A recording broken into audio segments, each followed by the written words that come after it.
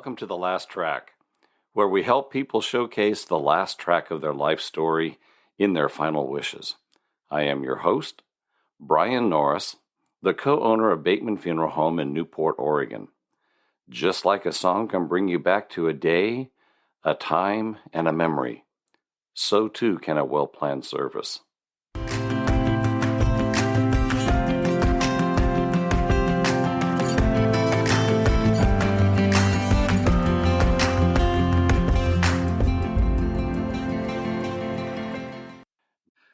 As I am asked in this industry by families and friends, what's your biggest question that you get?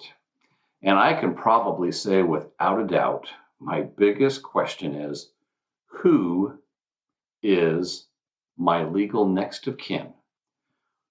Or said a little bit differently, who has the legal obligation or right to make final arrangements for me when I pass away? And the answer to that question can be a little bit tricky. The first number one person that comes to mind is the person that comes in and says, I have the power of attorney, and so I'm taking care of so-and-so. Well, that might be true, but it wouldn't be the power of attorney that allows that person to make the final arrangements. And people are shocked and surprised more often than not that a power of attorney passes on death, because it's a power of attorney while that person is living. When they die, that power of attorney expires with them. And I've had, no, but Brian, I have a durable power of attorney. Well, and it's durable until death. Or I have a general power of attorney. I can do anything. Well, that's true until death. Just like the medical, and if you think about it this way, the medical power of attorney passes on death as well. Why? They don't need medicine anymore. And so all power of attorney passes on death. That is not what allows somebody to take care of final arrangements. So just how does that work? Well, first and foremost, if a person has a will, in that will, if they stipulate specifically for final arrangements, then that could work. Just because you're the executor or the executrix of a will does not make you the person that is in charge of those final arrangements. You are in charge of the estate, and you're in charge of taking care of all those businesses as well as paying for final expenses. But the executor, when you're looking at ranking, when you stack rank a next of kin, the executor actually falls as the letter G. And just so you know, it starts at the letter A. A, B, C, D, E, F, G. That's where the executor falls. So let's talk about exactly who is a next of kin and how that ranking works. So the very first and foremost person who has the legal right and responsibility of taking care of somebody when they pass away and taking care of their final arrangements of that body is the spouse, surviving spouse. Now, the surviving spouse is that person, number one. Now, let's say that person's incapacitated. Maybe they're in the bed next to them. Well, they're still legally responsible unless somebody has a power of attorney for them. And that's where it gets kind of tricky. So if my mom passed away and my dad has some challenges, and I have power of attorney for all of my dad's decisions, then I can go in and I can take care of the final arrangements. Obviously, I would want to make sure that my dad is in agreement with those things if he's capable of making those decisions. So that's number one, spouse. And that also falls underneath a registered domestic partner. That falls in that same level of A. And the level A person who may have a power of attorney for that person. So that's A. The next in line is a son or a daughter. It can be an adopted son or daughter. It cannot be a stepson or daughter. It runs along the line of natural bloodlines. Son, daughter, adopted son or daughter. So then we get into the question of, we have 4 children and 3 of them want one thing and 1 wants another. Well, in the state of Oregon, we only need to have 1 person sign and we are able to move forward. Now, what generally happens is I step out of the room and I say, you guys talk about it. And when I come back in, I want a unanimous decision. Because the last thing we need to do is have a person cremated and everybody else said it should have been buried, and then we are stuck in the middle of a lawsuit. Now, legally, I'm okay with doing the cremation, but it's not good for the family. So that's when you get into those wars. Ideally, the person has already stipulated what they wanted in advance. Unfortunately, probably 70% of the time that was not done, and now the children are deciding what to do. So it starts with spouse, registered domestic partner, a person with a power of attorney over one of those levels, and then it goes to children. Then we go to, if the person doesn't have any children, maybe they were a young person, didn't have any children, hadn't been married. Well, then it goes back to parents. I've had 90 and 100-year-old parents signing for 80-year-old people that have passed away, 70-year-old people that have passed away that didn't have any children, didn't have a spouse. That makes that next of kin being a parent. So a parent of the decedent. And then you go to brothers and sisters that are over the ages of 18. I got to mention too, son or daughter that is over the age of 18. We've had people 16 and 17 very capable of making decisions, but legally they couldn't do it. So then I went to an aunt or an uncle, and then the son, and they absolutely took into account what that the child's wishes were.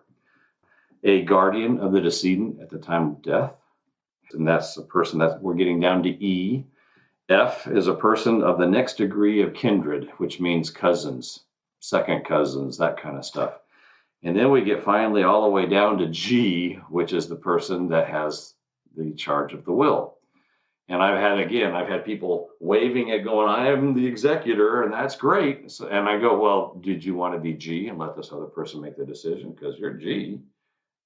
And actually, they were way over there on B, a son or a daughter. And it's like, oh, no, I want to use that right. Okay, well, then let's move forward as a son or a daughter. So then we start getting into some kind of stuff where it's the person who has been nominated as the personal representative of the decedent in the decedent's last will. So actually, technically, if the person in charge of the will as the executor or executrix actually outranks that person that's been appointed in the will. And then we get all the way down to a public health officer. That's all the way down at I. So what we do is if a person has nobody, we can't find anybody, and generally this is going to be somebody that's passed away, that's indigent, no children, no relatives, nothing. Generally what happens is I get a public health officer of our county to sign the cremation authorization. We take care of them as indigent. Now, we've talked about all of this, and this all falls under the Oregon Revised Statute 97.130, if you care to look that up. And that's the same way in every state. It's going to be very, very, very, very similar. So, but now we get to the point of, so what if I have children who are legal next of kin, or a spouse that's a legal next of kin, but I really don't want them to have to deal with it. Or I want to make sure that my wishes are honored, and so I'm going to step completely outside all of that legal next of kin information, and I can actually appoint somebody, and that jumps everybody to the very front of the line, and that actually becomes greater than the letter A, spouse. If you appoint somebody, and you can actually go to our website, Bateman, pacificview.com, and on our website, if you go under forms, you will find a document that's called appointment of another. And that's going to be the very last one on the left if you're looking on the website. And it's called an appointment of another. And that's a legal document that has all the legal language on it that's required to be able to appoint somebody. And again, why would you want to appoint somebody? Well, maybe you don't, I hate to say it this way, but maybe you don't trust those people that are in your next of kin line. And we've had it happen where somebody has had a big $10,000 to $15,000 pre-need set aside in a trust or an insurance policy set aside to take care of those final expenses. And when the day comes, the person that's going to be your legal next of kin goes, I'm going to do a direct cremation and pocket the other 14 grand. Oops. Maybe you wanted to be buried in a casket in a plot at a certain cemetery, and that 15 grand was going to take care of all of that. Now you're getting cremated and you're going to be scattered in some bushes, and that person's going to pocket the 14 grand. Now that's an extreme case, but it's not unheard of, and we see it every year. And so we tell people, if you're not quite sure, or if you want to save your spouse from the emotional roller coaster that goes with doing all of this, you can appoint somebody. And that person can still work with the spouse or the children.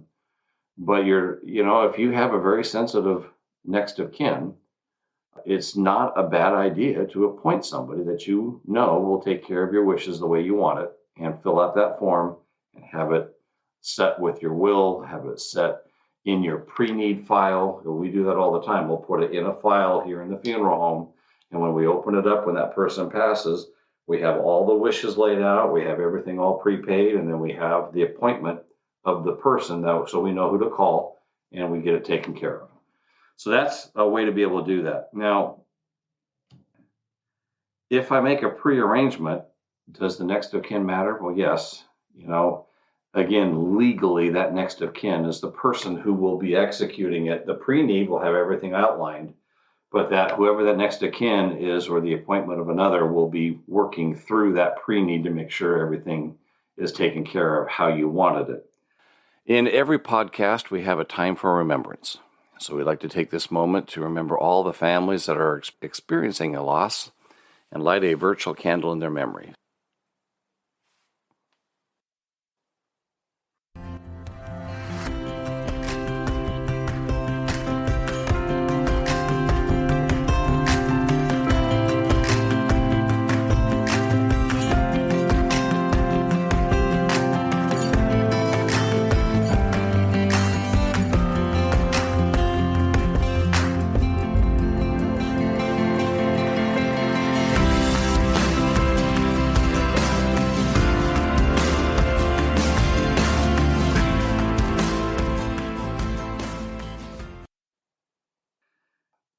So I hope we've answered all your questions.